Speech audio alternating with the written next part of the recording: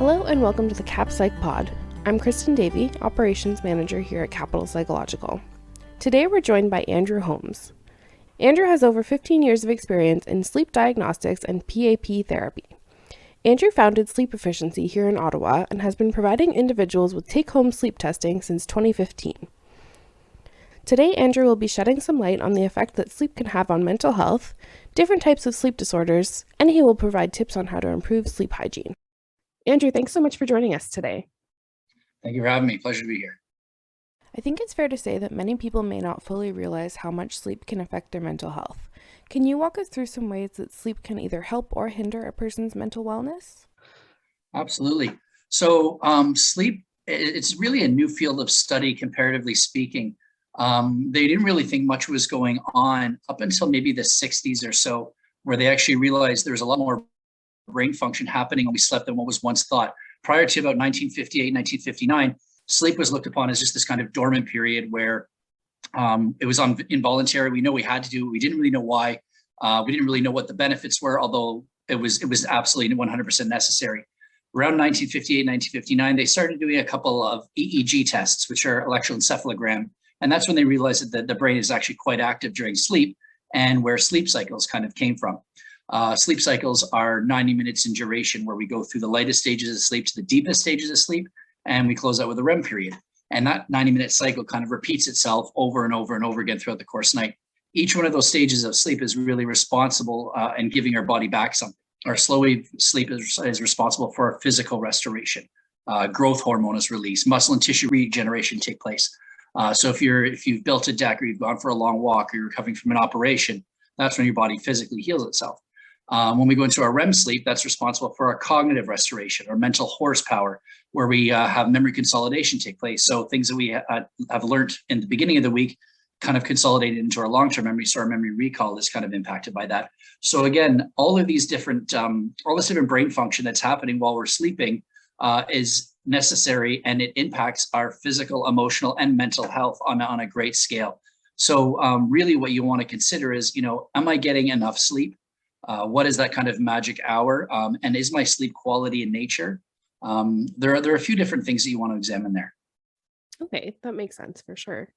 So something else I was hoping that you could kind of touch on is sleep disorders. So are there a lot of different types of sleep disorders, and how would a person go about receiving a diagnosis for one?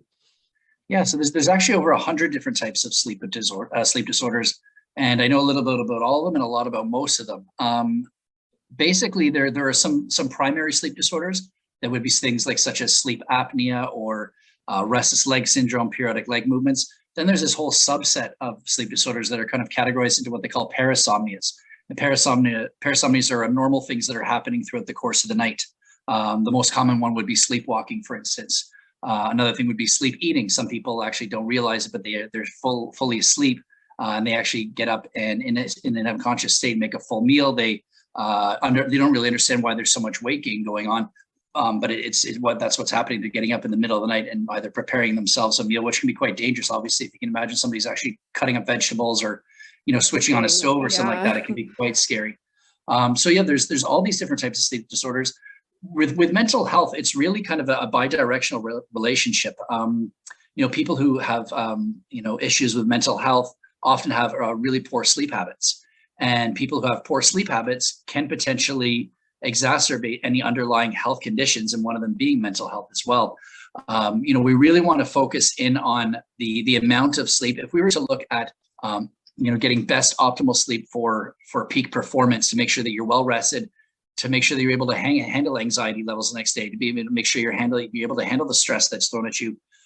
7 hours is kind of the new research that's just come out. I actually did a segment on 580 CFRA last week, and we talked about this, where it used to be 7 to 9 hours to be optimal for peak performance. And that's talking about adults specifically. You want to make sure that we're capturing the right age group here. So if you are, let's say, a teenager, early teens, you probably want to be somewhere between 9 to 11 hours of sleep. If you're an adult, let's say over the age of 19 or 20, 7 hours seems to be that magic number now. And if you were to just do a simple Google search of what sleep hygiene is, that would be something that maybe some of the patients that would be listening to this could actually really absorb some good takeaways. And it's things that they could implement almost instantly. A lot of them are anyways. So sleep hygiene is kind of defined as best sleep practices. It doesn't mean having a shower before you go to bed to make sure you're nice and clean. It's those kind of standard kind of things that you do on a daily basis that will set you up for the most success when it comes to sleeping. So one of the most important ones would be going to bed at the same time and getting up at the same time. We really want to keep that. And on the weekend, of course, allow yourself maybe an hour to sleep in or something like that. But if we start shifting our bedtime and our rise time on a daily basis, or even 2 or 3 times a week, what can happen is you can create a sleep debt for yourself.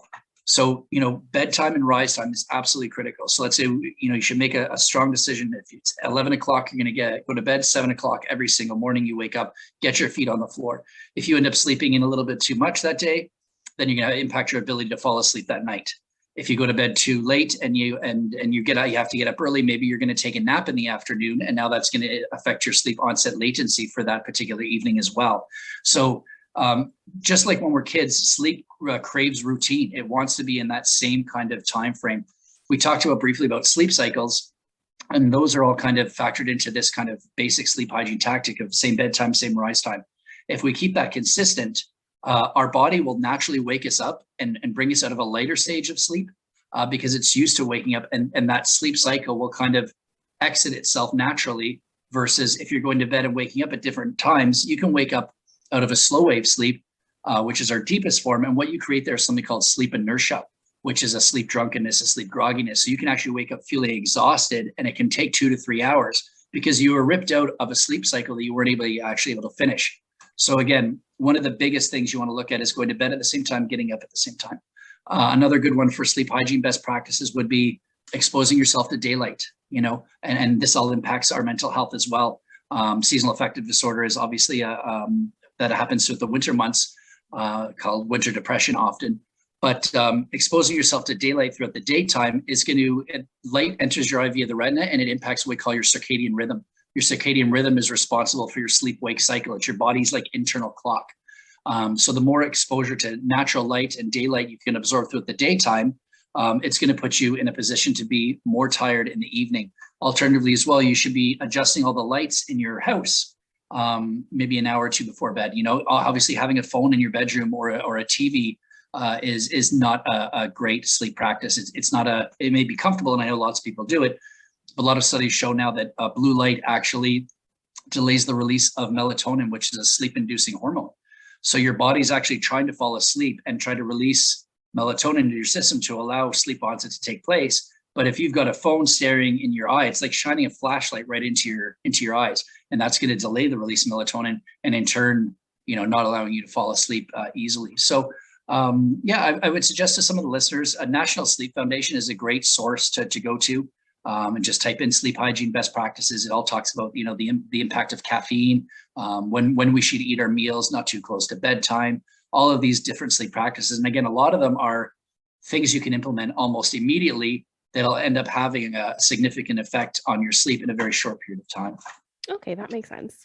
And just to touch on the technology a little bit, is there a specific time frame that you would recommend someone shutting off their phone, turning off the TV before they're trying to actually get to sleep? Yeah, the general rule of thumb would probably be maybe an hour to 2 before bedtime kind of thing. You almost want to kind of go old school approach, maybe grab a book, Right. maybe turn down all the lights in your house or some soft music, a nice bath, something that what you're really wanting to do. And routine is key here, doing it consistently nightly. You want to kind of set yourself up so that your body, when it gets to the bedroom, it knows it's there to sleep. It's ready for it. And you've done some steps that will allow your body to kind of unwind. One of the things as well is we shouldn't be doing any of these types of things in the bedroom. If you want to read a chapter or something like that in bed, sure. But your bedroom should be used strictly for sleep and sex, I suppose. All other activities should be really taking place outside of the bedroom. You don't want to associate any other studying or any of your office work or anything like that with the bedroom. You want your body to know when it arrives in that environment, it knows it's there to sleep, and it's going to do that. So, again, when the pandemic's kind of been on for the last couple of years, a lot of people are working from home now, and maybe they don't have the opportunity to work out of their basement, and they have to make it work out of a 1-bedroom apartment. So again, these are guidelines. They're not musts, but it's what would set you up for optimal success from quality sleep. Right. That definitely makes sense. And then can you just talk a little bit about the take-home testing that you do and how it kind of differs from the traditional like sleep clinics that we have to go in, stay overnight, and all of that good stuff?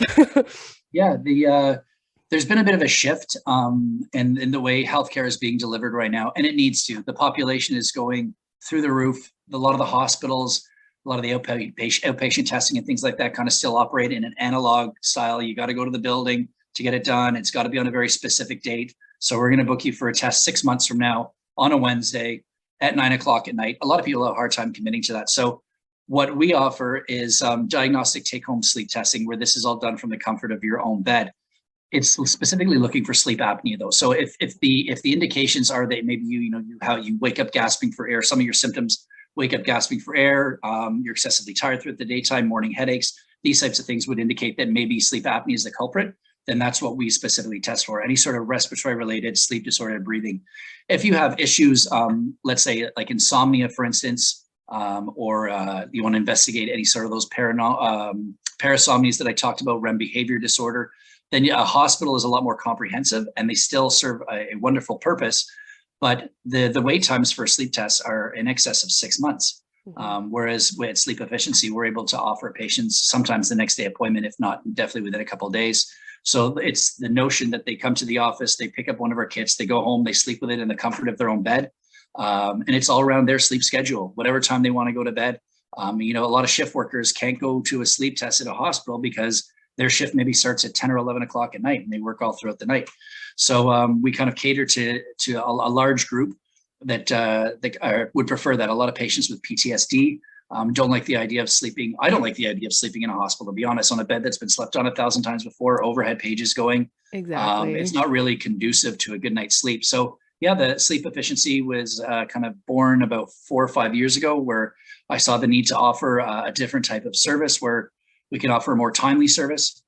You want to think about as well, if you're waiting for a sleep test done that's going to take 6 months, we can alleviate some of those people that don't need to be in that lineup. We can rule out a lot of people in a very short period of time. So that will actually allow access to those who need hospital-based testing a lot sooner. We can kind of get rid of the ones that are there that don't need to be. Of course, it's an elective, so they think maybe something's wrong, but it's not as critical. The point I'm trying to make here is you shouldn't maybe have the 70 or 75-year-old in the same lineup as the 19-year-old. If the 75-year-old has some serious cardiac disease and they have severe sleep apnea, it can put them at an increased risk for heart attack, stroke, congestive heart failure. If the 19-year-old is just got some sleep phase syndrome where they have problems regulating their bedtime and rise time, and it's just simple behavior modifications, those two people shouldn't be in the same lineup to get the same kind of testing done. We want to make sure that the people who truly need hospital-based sleep testing are getting it done, and we can help out in that capacity. And we've seen several thousand patients now over the last couple of years. Perfect. And if anyone is interested in contacting you, what would be the best way to go about doing that? Our website is probably the best point of contact. All the information is there. So it's www.sleepefficiency.ca.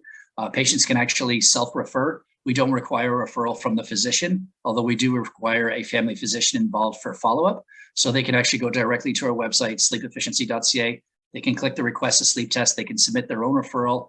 We can offer them appointment as quickly as just a couple of days later. Perfect. That's awesome. Thank you so much for joining us today, Andrew. That was super informative. That's wonderful. Thanks for the opportunity. Thank you again to Andrew Holmes for joining us today. For more information on how to find Andrew or Capital Psychological, feel free to visit www.capitalpsychological.com. Thanks for listening.